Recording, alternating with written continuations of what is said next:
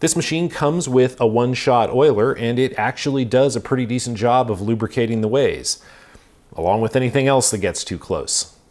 I think we can make that better. Welcome back to Cloud 42. I'm James.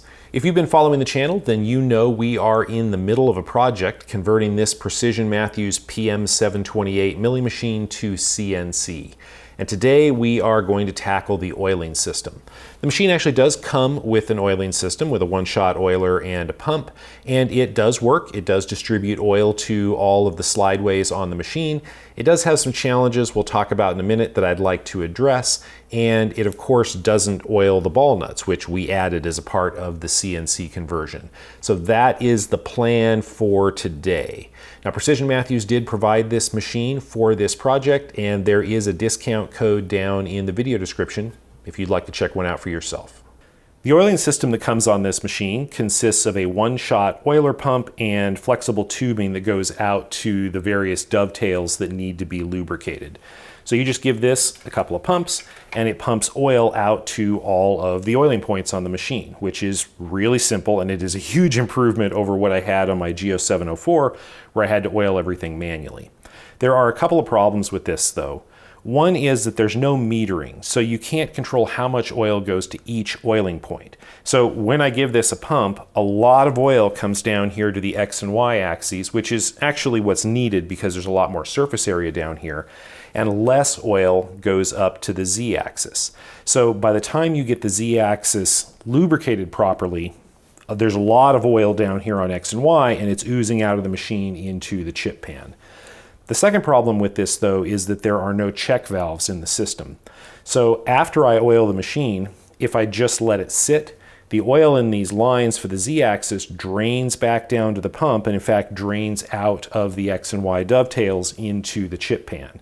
So the next time I come back to oil the machine, I have to give it several pumps to actually get the oil in the lines back up to the Z-axis. And of course, by the time I've done that, I've got a lot more oil coming out of X and Y into the chip tray.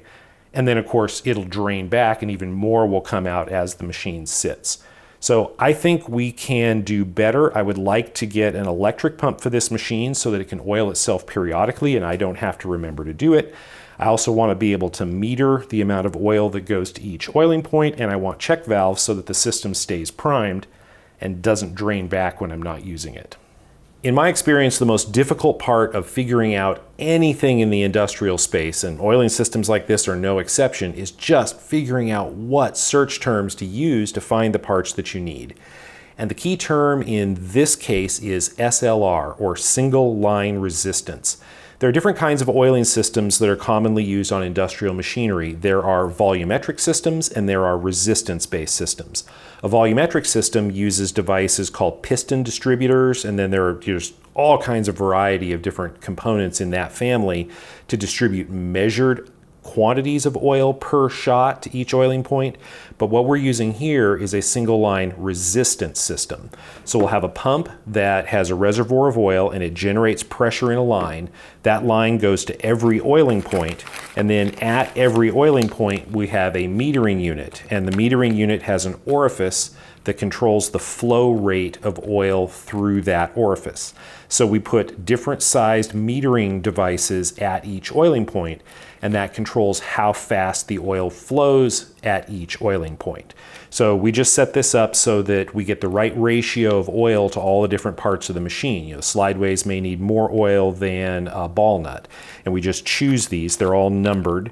This one is a 0. I've got 0, 1, 2, and number 3s, and each number flows twice as much oil as the one before it. So if we have an HJB3 flow unit here, that will flow twice as much oil as a 2, which flows twice as much oil as a 1. So we can just pick the right kind of meter for the amount of oil we want at each point.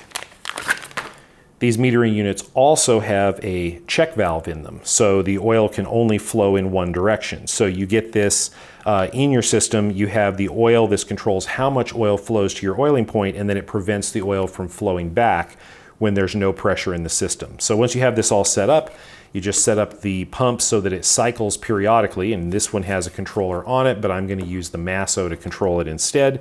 And you just periodically run the pump, and that distributes oil in the right ratios to all the machines, and the check valves prevent them from backflowing.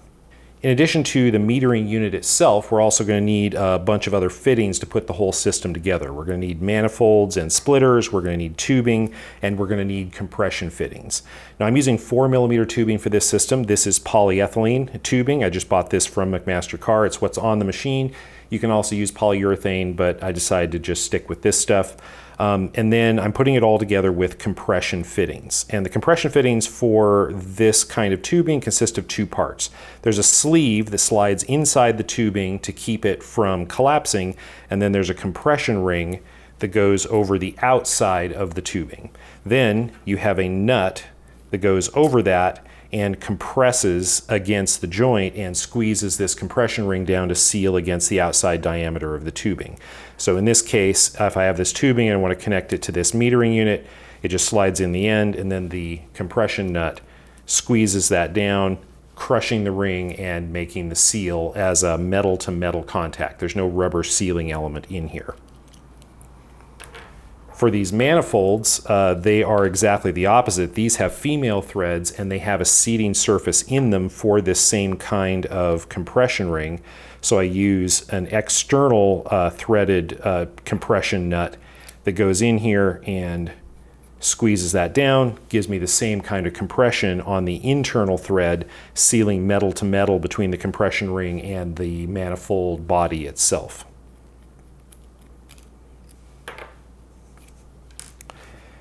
And then these flow units are designed to fit into these manifolds. You can see we have the same geometry on the end of the metering unit as we have on the end of the compression fitting. So these will just screw into the manifold directly. They make a metal to metal seal, and then you can just connect the tube with another compression fitting on the end, and it makes a nice, neat little package. So we've got our manifold, we've got the flow, the actual check valve, we have the flow orifice, and then we have the connector to connect to the tubing, all in one compact little package. And of course, they also make plugs with that same thread that will just go in and plug unused ports on the manifolds.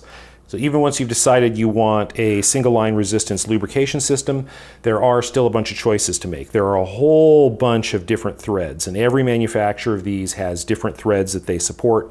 I opted for M8x1 and have standardized that for everything. All the manifolds, all the joints are M8x1, the flow units are M8x1, and all the compression fittings are M8x1. And I chose that specifically because there are some flex lines on the machine that are M8x1 that I wanted to reuse as a part of the new system. There are also a bunch of different brands that make these. The big popular one is Bijur Delimon out of Europe, and these ones are Lube USA, which is kind of a weird name. It's a USA subsidiary. They're actually made in Japan. So I went with the Lube USA components in M8x1. Now you can use any thread that you want and standardize on it. I would strongly recommend standardizing on the machine so all your parts will be interchangeable and you won't get confused later. But this cheap import pump that I got off of Amazon had M8x1. The machine has M8x1 on it, so this was a good place to start. So what does all this stuff cost? Well, it depends where you get it. You can get the metering units very inexpensively, a couple dollars each on eBay, but it is very difficult in my experience to tell what you're actually getting. In this case, I bought these directly from Lube USA, and I think I paid about $16 a piece for the flow units. And then of course, by the time you put everything else together, you got a couple $100 at least in your system. The pump is just a cheap one off of Amazon. These are available for sub $50. We will see if that was a good choice or not when we get this thing together. But you can also pay $700 for one of these from a name brand industrial supplier like MacMaster-Carr. Before we go to all the trouble of putting this on the machine though, I'm going to assemble a little sample system here on the bench and give it a test run and just make sure that it really does what I think it's going to do. Okay, I've got this plumbed up. I've got the pump filled with, or at least partially filled with, this is Quick Slide 68. This is a typical whey oil. Got that about half full, and I've got this plumbed down to the splitter, and then I've got the manifold for the X and Y axes and for the Z. For the Z, I've got two number 3 flow units and a number 1. And for X and Y, I've got two number 3s and two number 1s. So I think I'm just gonna turn this on and see what happens. And we should see different amounts of oil coming from each port once the thing is primed. And I guess you're gonna find out the same time I do if it works. I'm gonna use eye protection because I don't know what's gonna happen. Plug this in and see.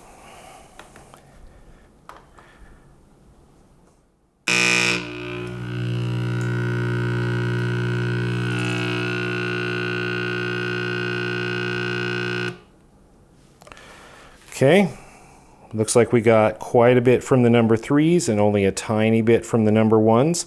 That actually looks very much like what I had in mind.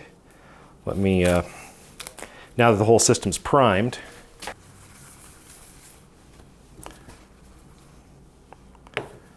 let's grab a new paper towel and try that again. I think that's a 10-second run time. I'll just cycle the power and let it do it again.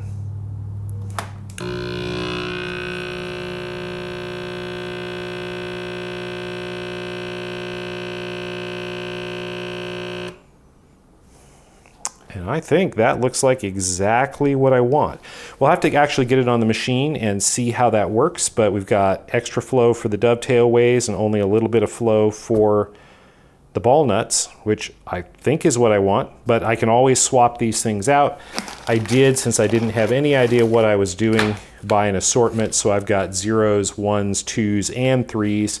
This is 1 and 3, that looks fine, but I could easily swap out and put number 2s on there, or if it's too much, go down to 0. So I think this is gonna work. Let's figure out how to install this on the machine. To get the tube attached to the Z Ballnut, what I did is I locked the head of the mill in place using the gib and then disconnected the nut, loosened the motor, and just lowered it using the CNC controller. The head's just being held in place by the lock, but this gave me enough motion in the system that I could spin it around and get access to the oiling port on the side of the ball nut. Now this is just an M6 thread, so I got an M6 threaded push to connect connector, added an O-ring to it, and just screwed it in.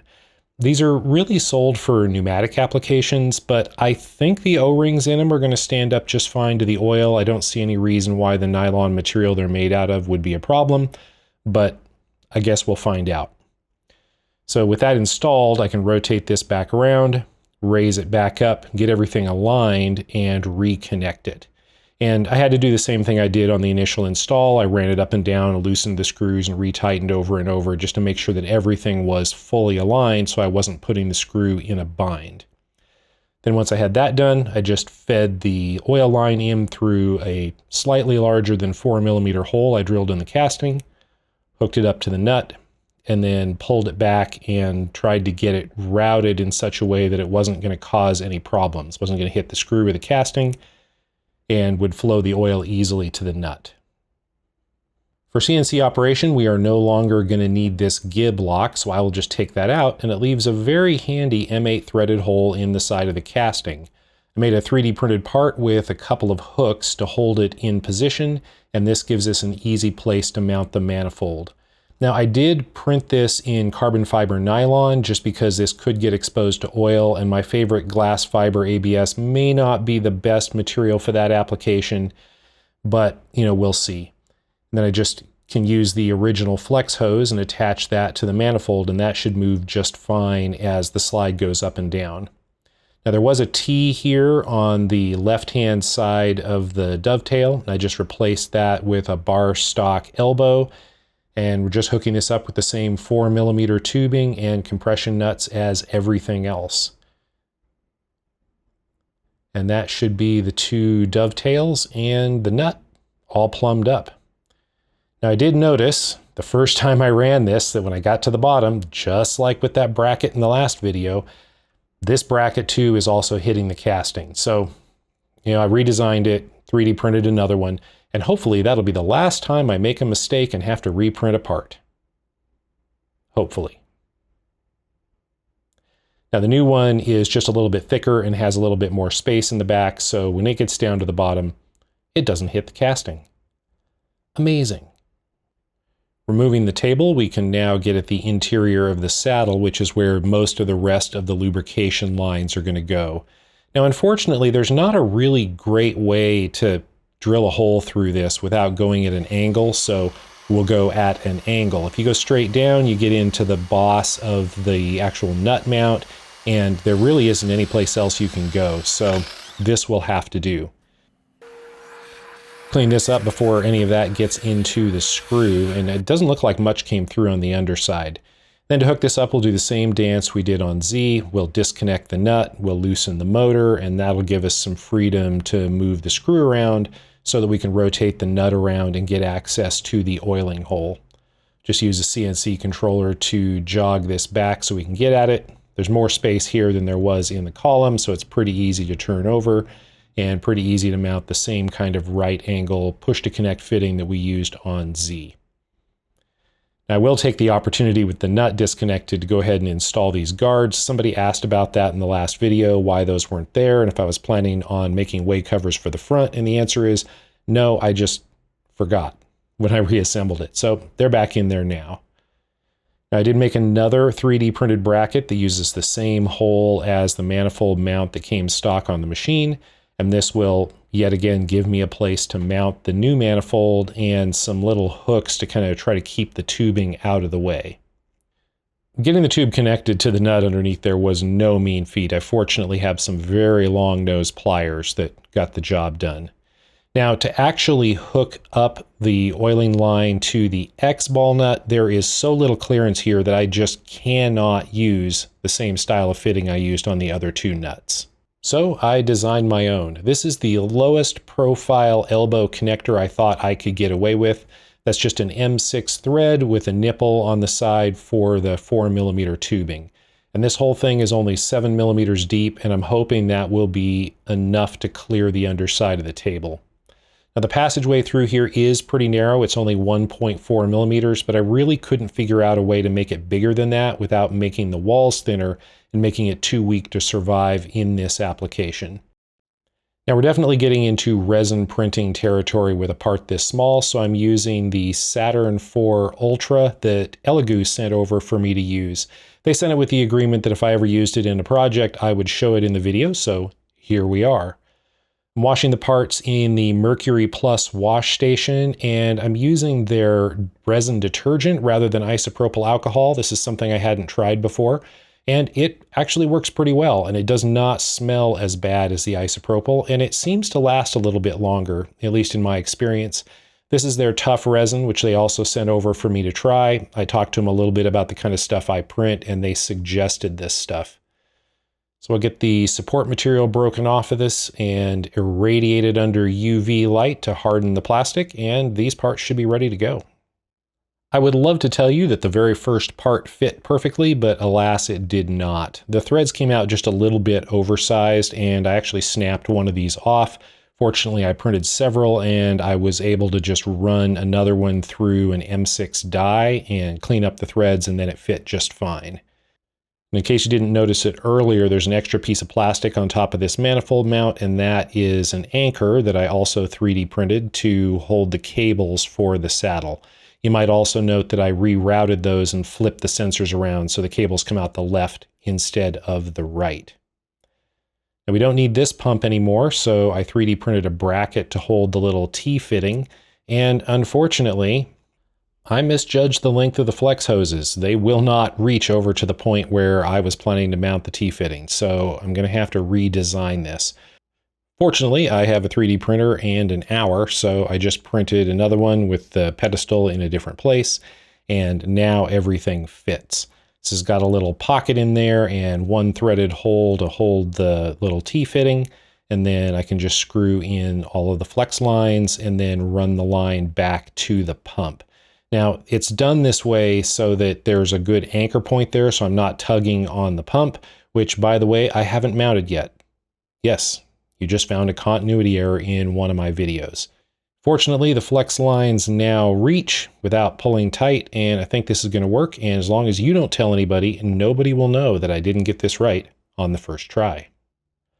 To mount the pump on the back of the column, I designed this bracket out of 3/16" steel. This was cut, bent, and powder coated by our friends over at Send Cut Send, who, by the way, sponsor the channel. There's a discount link down in the video description.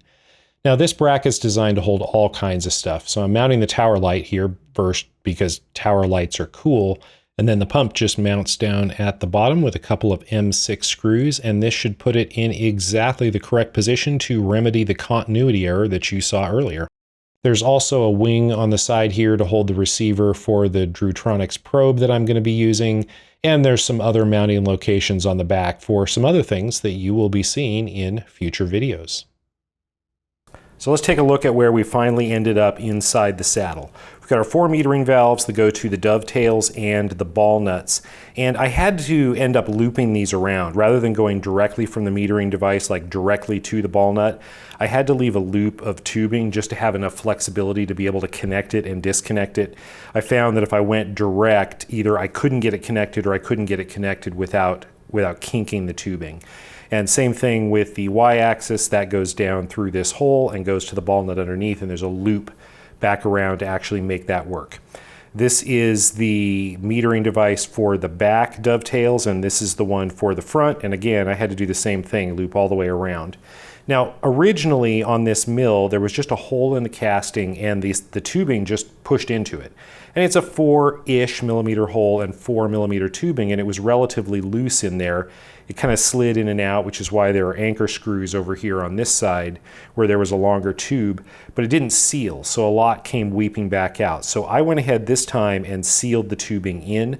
What I did is I cleaned the holes out with pipe cleaners and isopropyl alcohol, blew it out, got it as dry and clean as I could, and then sealed it in here with this. This is Loctite SI598. And this stuff is, as far as I can tell, one of the best solutions for both the polyethylene tubing and exposure to oil. Is it going to work? We'll see. This has been sitting overnight, and the tubing feels like it's set up and like it's sealed in. We'll give it a test run here in a minute and see what happens. Now you can see part of the oiling grooves here in the dovetails. And the oiling system on this mill is not perfect, but it's probably going to be good enough for purpose. So the way this works is you've got an oil port here going in, and it feeds into this channel that comes up to the X dovetail through that hole, and it drops down all the way to the Y dovetail. So oil that goes in there will drop onto this Y dovetail and will come up and come across this X dovetail. And then there's a corresponding hole over here in the other end that you can't see. You can see the one over here on this side. It'll come across and it'll drop down to the other Y dovetail.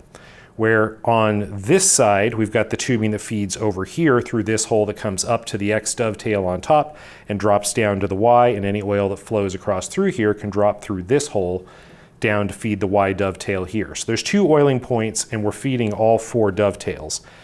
Gravity is a thing, and because this whole saddle can move off the front of the support, that leaves this hole in the channels open. So when the saddle comes off the front of the ways, the oil from up here can drain down these 2 holes and right out onto the chip pan. And you can see I've got pig mat down here because that has been happening.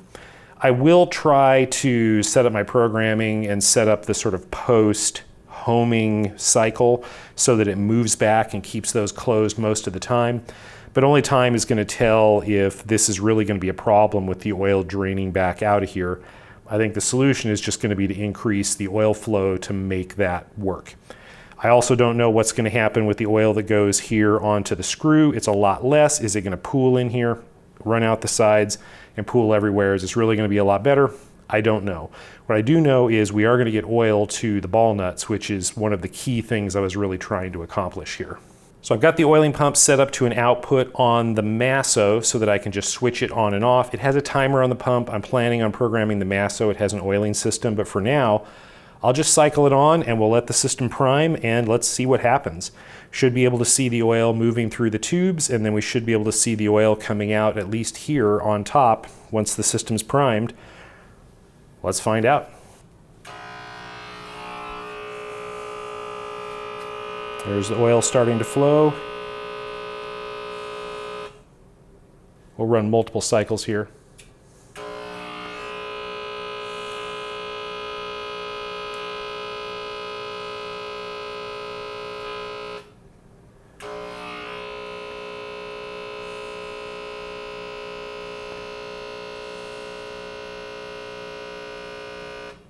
Okay, we're already seeing oil coming out of the top here and here.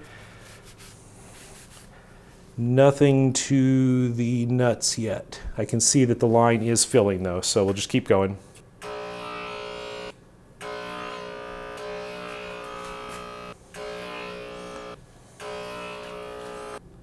Okay, I see it dripping down on the Z screw. And I can see it on the Y screw as well.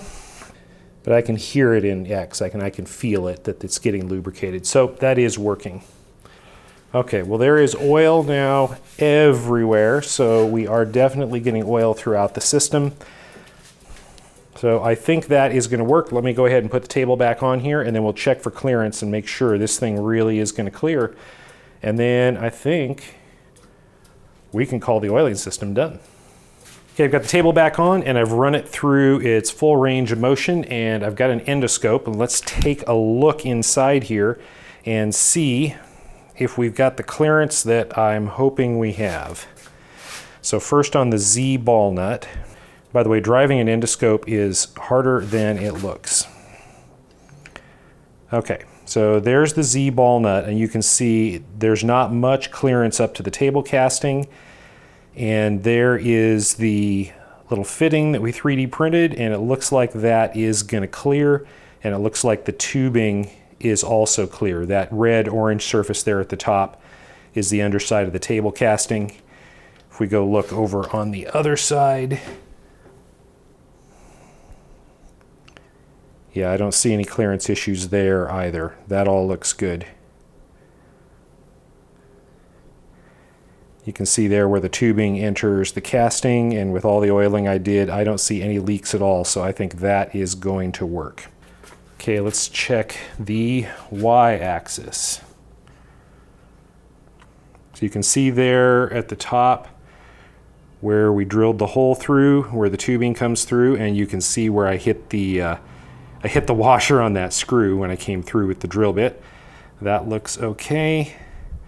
We're not touching the screw, we're not touching the casting, and it looks like there is plenty of room down here for the fitting.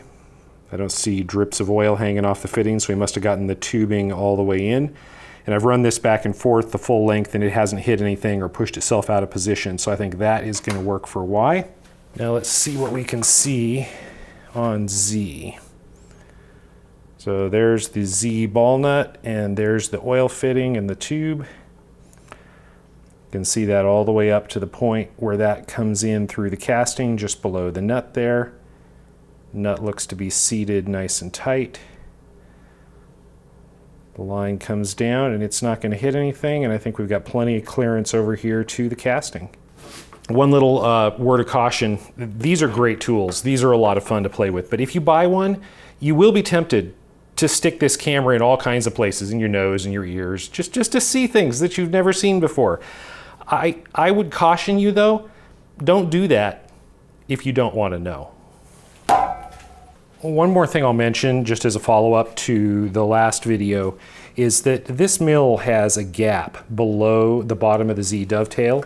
So when I 3D printed these bellows to cover Z, that worked great until the bellows kind of stretched out a little bit, and then it's possible for them to slip over the outside. They come down to this gap, and then they can kind of get hung up there on the bottom of that dovetail. So what I did is I just 3D printed an extension to that dovetail that will fit inside and keep that from happening. Well, we have an oiling system. Is it perfect? Probably, but time will tell. My biggest concern is just whether I picked the right ratios of oil volume between the ways and the ball nuts. I used number 3 meters for the ways and number 1s for the ball nuts. I'll just have to keep an eye on it over time and just kind of judge by how much oil is dripping off the ways versus how much oil is dripping off the screws, and decide if I've got that about right. If anything, I might want to add a little bit more oil to the ball nuts, maybe go up to a number 2. I bought some extras, so I have those, and we can see what happens. Well, if you enjoyed this video or found it useful, give it a thumbs up, feel free to subscribe, and maybe think about supporting the channel over on Patreon. Patrons get access to download files for all of my projects, including this one. Thank you for watching.